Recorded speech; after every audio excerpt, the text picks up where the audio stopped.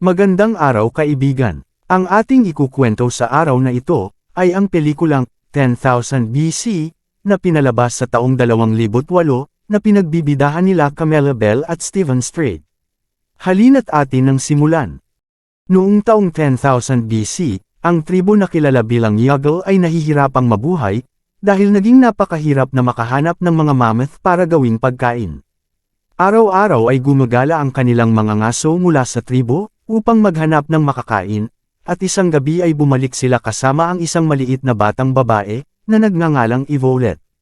Siya ay nakahawak sa kanyang patay na ina, at ang mga mangangaso ay humanga sa kanyang matingkad na asul na mga mata, na hindi pa nila nakita noon. Ang salamangkero ng tribo na kilala bilang matandang ina, ay naghahatid ng isang propesya.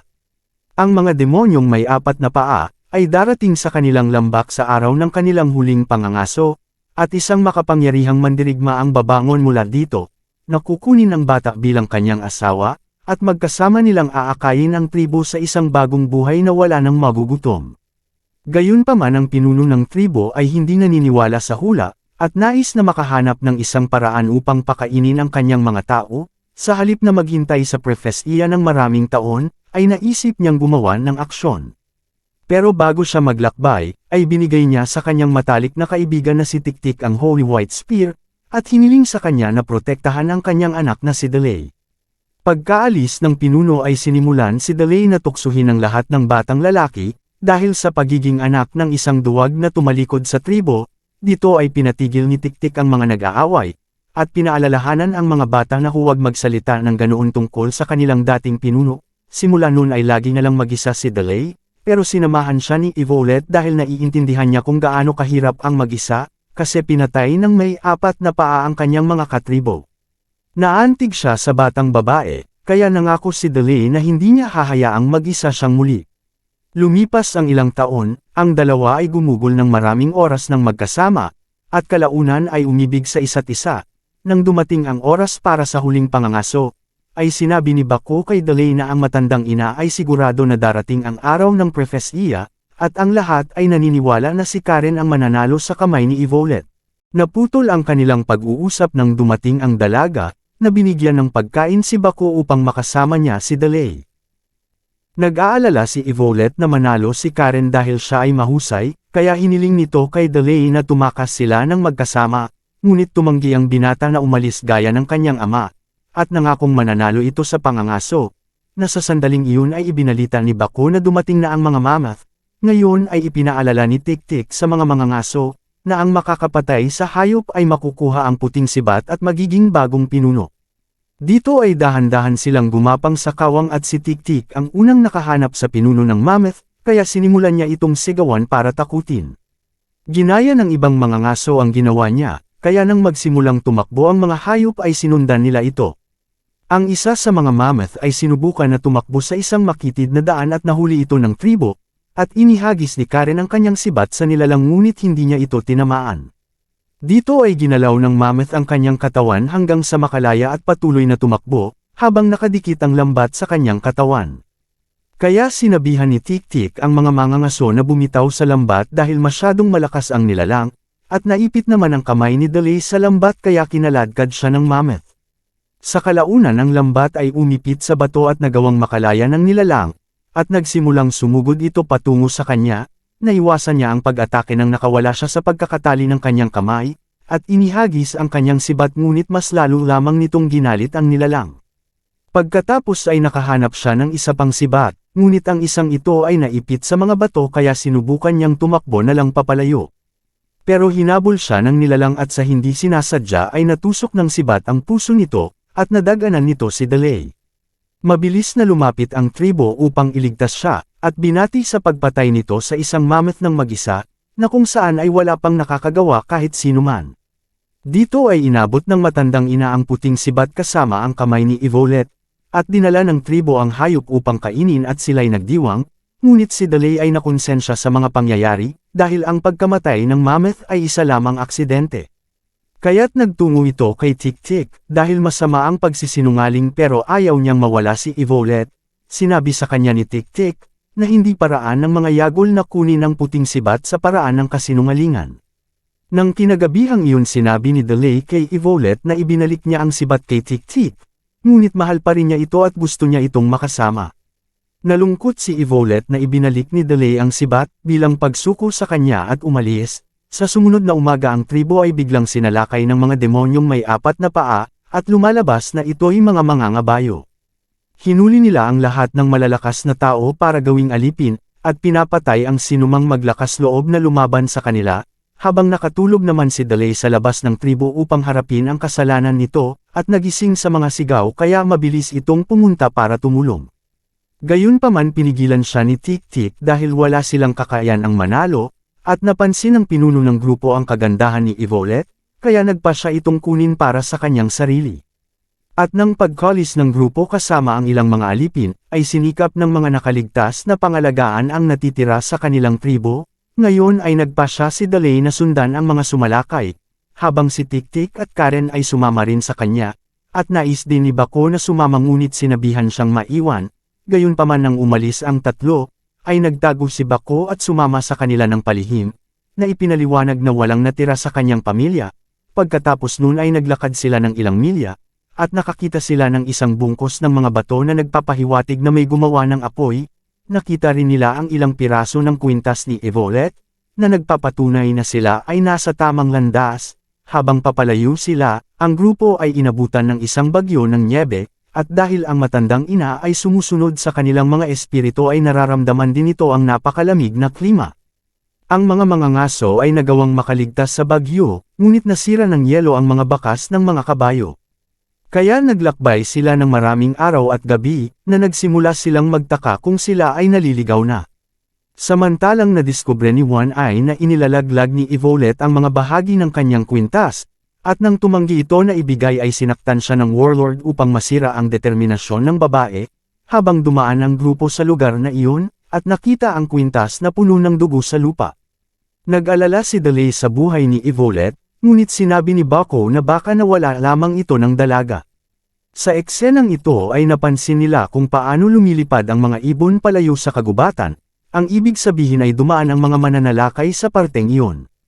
Ang gubat ay puno ng mga mapanganib na nilalang, at nang inatake ng isang misteryosong nilalang ang isa sa kanila, ay sinaktan ng warlord ang mga alipin upang pabilisin ang kanilang kilos. At lumipas ang sandali ay nakita ni Delay ang bahagi ng baluti ng isang nawawalang sundalo, na nagpahintulot sa kanya na sundan ito hanggang sa kanilang pinagtitigilan. Ngayon ay gusto ng umatake ni Delay ngunit sinabi ni Tik-Tik na isa itong delikadong ideya, dahil ang mga sundalo ay nagbabantay at sila ay mahuhuli kaya dapat silang maging maingat. Nang sumunod na umaga si Evolet ay nagising dahil kay One Eye na sinusubukan siyang pagsamantalahan. Mabilis na dumating si Delay para patumbahin ang lalaki, at muli silang nagkasama ni Evolet, ngunit nag-ambala sila nang magsimulang magpanik ang mga kabayo, dahil sa mga nakita nito sa kakahuyan. Dinala ni Delay si Evolet at habang naghahanda ang mga sundalo na umalis, ay napansin ng warlord na wala ang kanyang paboritong babae. Dito ay sinamantala ni Delay ang gulo na ibinigay ng mga kabayo, at kasama si Evolet ay sinimulan nilang palayain ang ilan sa kanilang mga tao.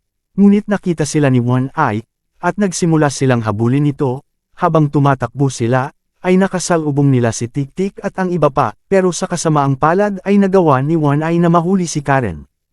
Ang paghabol ay biglang naputol dahil sa pag-atake ng isang malaking ibon, at habang lumalaban ang mga sundalo ay umakyat si Bako sa isang puno, na sinusubukan naman ni Tik-Tik na ipagtanggol ang kanyang sarili, pero siya ay nasugatan. Habang ang grupo naman ay nagtago sa gitna ng mga puno, at ipinangako ni Delay kay Evolet na babalik ito sa lalong madaling panahon, pagkatapos ay nagmadali siyang lumabas, upang akitin ang mga ibon papalayo kay Bako. Dito ay nagsimula ang isang bagong habulan sa kagubatan, at umakyat si Delay sa isang bato upang batuhin ang isang ibon sa ulo nito. Pagkatapos ay tumakbo siya patungo sa mga puno, kung saan ginamit niya ang kawayan bilang isang sibat para patayin ang ibon. At habang abala si Delay, ay sinamantala ng mga kalaban na makuha si Bako at Evolet. Sa kanyang pagbalik, ay nakita nitong sugatan si Tik-Tik pero buhay pa.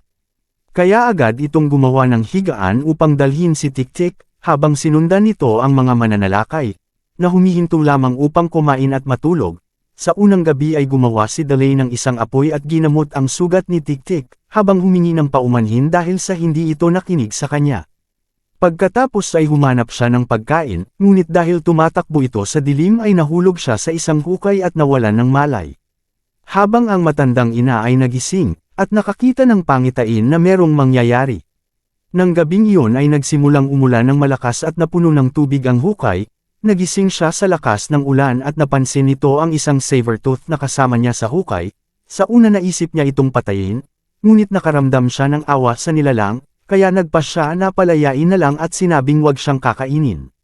Ngayon ay lumapit ang tigre sa kanya at mabilis din na umalis nang hindi siya sinasaktan. Dito ang matandang ina ay bumalik sa pagtulog ng walang pag-aalala.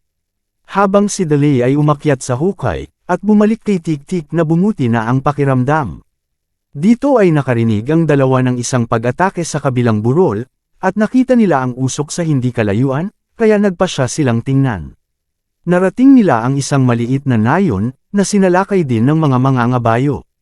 At sa sandaling makahanap sila ng pagkain ay kinain nila ito, ngunit bigla silang pinalibutan ng mga armadong tribo na nakatira sa lugar. Nang tila tatapusin na ang dalawa, ay nagpakita ang tigre dahilan upang umatras ang tribo.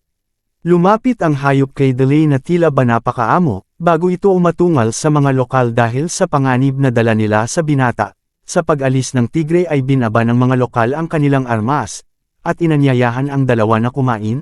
Dito ay sinabi ng pinuno ng grupo na natuto itong magsalita ng wika nila, mula sa isang lalaki na kamukha ni Delay, ibig sabihin na ang ama nito ay dumaan sa lugar ng tribo. Gustong malaman ng binata kung saan hahanapin ang kanyang ama. Ngunit sa kasamaang palad ay kinuha rin ito ng mga mangangabayo, at wala pang nakakatakas sa mga ito.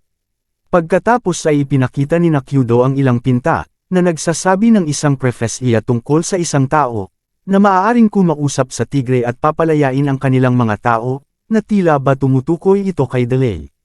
Nagpadala si Nakyudo ng mensahe sa ibang tribo, subalit pakiramdam ng binata na hindi niya kayang mamuno. At upang gumaan ang kanyang pakiramdam ay ipinaliwanag ni Tik-Tik, na hindi siya iniwan ng kanyang ama, dahil umalis ito para maghanap ng mas magandang buhay para sa tribo. Kaya na kay Delay na, kung susundan nito o hindi ang mithiin ng kanyang ama, nang sumunod na umaga ay bumalik ang mensahero, na ipinaalam sa kanila na ang iba pang tribo ay sinalakay din. Gusto silang sundan ni Tik-Tik, at hiniling ni Nakyudo sa kanyang mga tauhan na maghanda para umalis.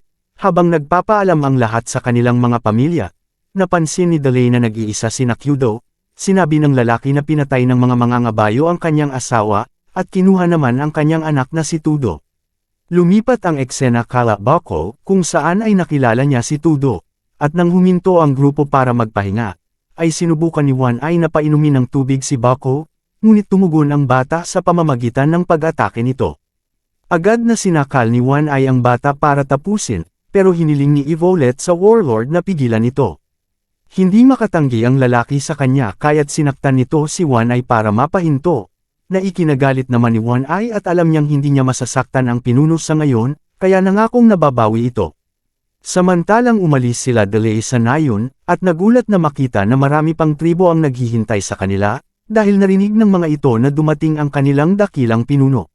Sinimulan ng grupo ang isang mahirap na paglalakad, at hindi umihinto upang matulog o magpahinga man lang, na bawat araw na lumipas ay maraming tribo pa ang sumasama sa kanila. Kalaunan ay nakarating sila sa isang ilog, at nakita ang mga mangangabayo ay paalis sakay ng isang bangka, na puno ng kulungan kasama ang mga alipin. Hindi mapigilan ng binata na isigaw ang pangalan ni Evolet, at sa sandaling marinig ito ng dalaga ay ipinaalam niya sa iba na dumating si Delay upang iligtas sila. Ang mga bata ay sabik na makita ang napakalaking grupo ng mga mandirigma, ngunit agad silang pinatahimik ng mga sundalo. At dahil hindi nila kayang sundan ang sasakyan na bangka, ay huminto ang tribo upang talakayin ang kanilang plano.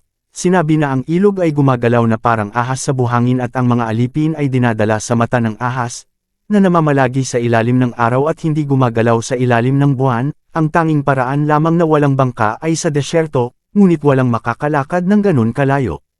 Dito ay tumanggi si Delay na sumuko at pinangunahan ang mga tribo sa desyerto, nangako na makikita nila ang mata ng ahas, at nang ilang araw na silang naglalakad, ay pakiramdam nila na naliligaw na sila, lumipas ang ilang araw ay tumingin si Delae sa langit, at napagtanto na ang mata ng ahas ay tumutukoy sa hilagang bituin, kaya kailangan nilang maglakbay sa gabi upang gamitin ito bilang gabay.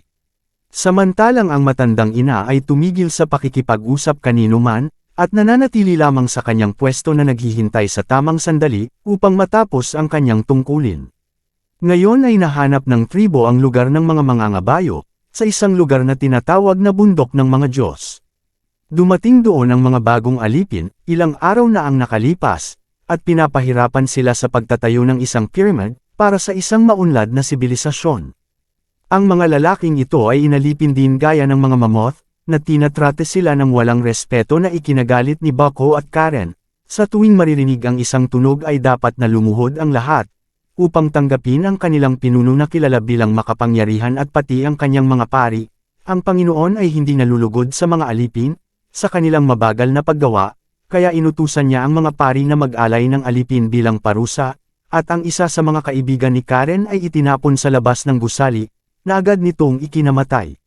Samantalang si Delae ay nagsimulang mawalan ng pag-asa, dahil kahit na magkakasama ang mga tribo ay wala silang sapat na tao upang sumalakay.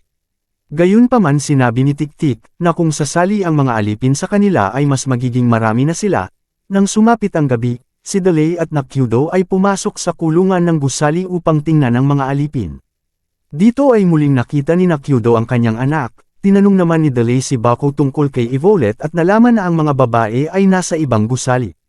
Pagkatapos ay humingi ng tawad si Delae kay Karen, dahil siya ay nahuli, ngunit naniniwala si Karen sa propesya, at nanumpa na sasamahan siya hanggang sa kamatayan.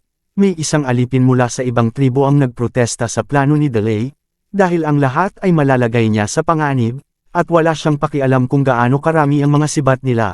Dahil ang mga sandata ay hindi makakapatay ng isang Diyos. Sinabi ni Nakyudo sa lalaki, na si Delae ay may kapangyarihan na nagpapahintulot sa kanya na makipag-usap sa mga tigre, at mabilis siyang ipinakilala ng alipin sa isang bulag na lalaki, na itinago nila sa ilalim ng lupa. Ang bulag na lalaki ay dating lingkod ng isang Diyos at siya ay tumakas, alam niya na ang pinakakinatatakutan ng Diyos ay ang marka ng mga ngaso, na kumakatawan sa pinakamaliwanag na bituin sa langit, at kung wala si Delae ng marka ay hindi niya mapapatay ang makapangyarihan sa lahat. At sa mga sandaling iyon ay narinig nila ang pagdating ng mga gwardiya, kaya kailangan umalis nila Delae at Nakyudo. Pero bago tumakas ay tinanong ni Delae ang bulag tungkol sa kanyang bracelet, at lumalabas na ang kanyang ama ang nagligtas sa buhay ng bulag, ngunit sa kasamaang palad ay nasawi ito. Pagkatapos ay tumakbo si Delae at Nakyudo pabalik sa kanilang hukbo, pero nasundan sila ng ilang gwardiya. Ang mga tribo ay naghanda upang lumaban ngunit si Tik-Tik ang unang nagpakita, at lumaban sa kanila ng mag-isa na tinapos niya ang mga ito. Ngunit ang isa sa mga gwardiya ay nagpanggap lamang na napatay, at sinaksak si Tik-Tik mula sa likuran. Si Delae ay nagmadaling pumunta kay Tik-Tik at sinabi na kailangan siya nito, at ang mga alipin ay hindi makakalaban dahil mayroon silang sariling propesya. Ipinaalala ni Tik-Tik sa kanya na ang propesya ay maraming paraan para matupad. Pagkatapos ay ibinigay nito kay Delae ang puting sibat bago tuluyang namatay. Samantalang dinala si Yvonne sa silid ng warlord para mapakinabangan niya ito sa gabing iyon, at habang maingat na kinukuha ng dalaga ang kutsilyo nito, ay dumating ang mga pari, na mabilis inaresto ang warlord, dahil sa pagnanakaw niya ng alipin mula sa makapangyarihan sa lahat, lumalabas na pinagkalulaw siya ni One Eye bilang paghihiganti, at pagkatapos ay kinuha ng pari ang kutsilyo sa kamay ni Yvonne, na natuklasan ang mga peklat na marka ng mga ngaso. Ipinaalam ito ng pari sa makapangyarihan sa lahat, at labis na ikinagalit ang balita. Dito ay inilibing ni Delae si Tik-Tik, habang ipinaalala sa kanya ni Nakyudo, na gusto ng kanyang ama na maging isa siyang mahusay na pinuno. Kaya tinanggap ni Delae ang puting sibat at binigyan ng tribo ng isang mahusay na talumpati, tungkol sa pagtutulungan upang patayin ang higanti, gaya ng ginagawa nila sa pangngangaso ng mammoth. Kinaumagahan ay naghanda sila para sa isang plano, at matapos na ibaon ang kanilang mga sandata sa buhangin, ay pumasok sila sa kampo na nagpapanggap bilang mga alipin. Dito ay sinabi ni Delae kay Bucko na siya ay magiging mangangaso ngayong araw, at nagsimula rin siyang magpasa ng isang mensahe ng paparating na labanan. Habang si Yvonne ay dinala sa pinakamakapangyarihan sa lahat kasama ang warlord na pinarusahan, ipinaalam din ng pari na ang isang malaking hukbo ng mga mandirigmang sibat ay malapit lamang at kailangan nilang maghanda. Samantalang nahanap ni Delae at Karen ang pinuno ng Mammoth, kaya ipinadala nila si Bako at Tudo upang gawin ang kanilang parte at pinalaya nila ang hayop. Sa oras na matapos sila ay kumilos na si Delae, at hudyat ito upang simulan na ang labanan. Habang sinimula ng mga tribo ang pag-atake, ay sinubukan naman ni Delae na takutin ang pinuno ng Mammoth ngunit hindi ito nagtagumpay.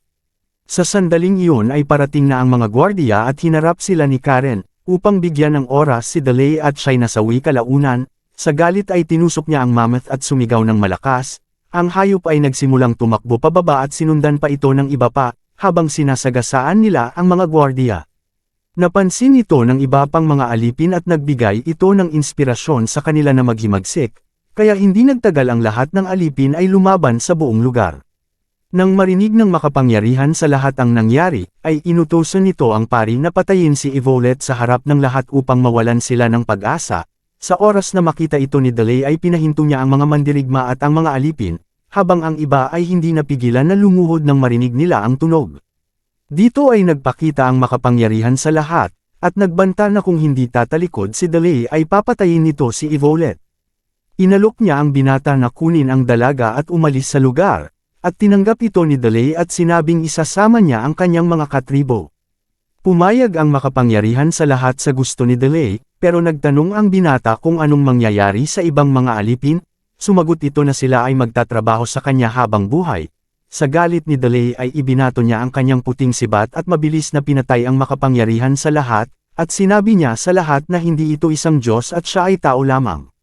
Nang dahil dito ang lahat ng mga alipin ay sumama muli sa laban at nakita ni Bako si One Eye, kaya sinubukan niyang patayin ito upang ipagiganti ang kanyang ina, ngunit nabigo siya at kinuha ng lalaki si Tudo.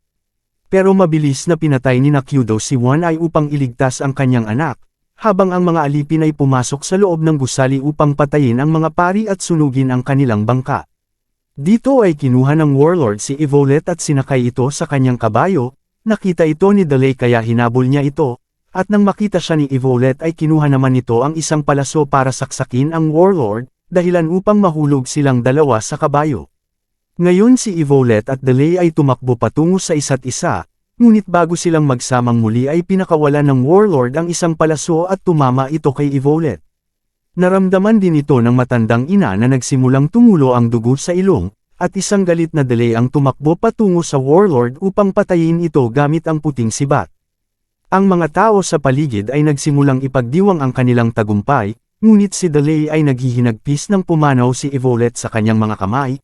Dahil sa kalungkutan ay nagtungo si Delae sa mga Mammoth, at lumuhod ito sa isa sa kanila na para bang nagmamakaawa. Pero sa mga oras na iyon ay ibinigay ng matandang ina ang kanyang huling hininga, at sa pagkamatay nito ay muling nabuhay si Evolet. Kaya mabilis na tumakbo si Delae sa kanyang minamahal, at ang mga tribo ay nagpatuloy na magdiwang sa kanilang tagumpay. Pagkatapos ng lahat ang iba pang tribo ay nakabalik sa kanilang mga nayon, at binigyan ni Nakyudo si Delae ng ilang binhi na kinolekta ng kanyang ama. Makakatulong ito sa pagpapakain niya sa kanyang mga tao, at ngayon ang dalawang tribo ay nagpaalam na sa isa't isa. Makalipas ng ilang araw sila Delae ay nakabalik na sa kanilang nayon, at mabilis na tumubo ang mga binhi na tinanim nila, habang ang binata ay isa ng ganap na pinuno ng tribo, ay natapos na rin ang propesya ng matandang ina. At dito na po nagtatapos ang ating kwento. Kaya kung nagustuhan mo ang aking Tagalog movie recap ay paki-like naman at paki-click na rin ang subscribe button.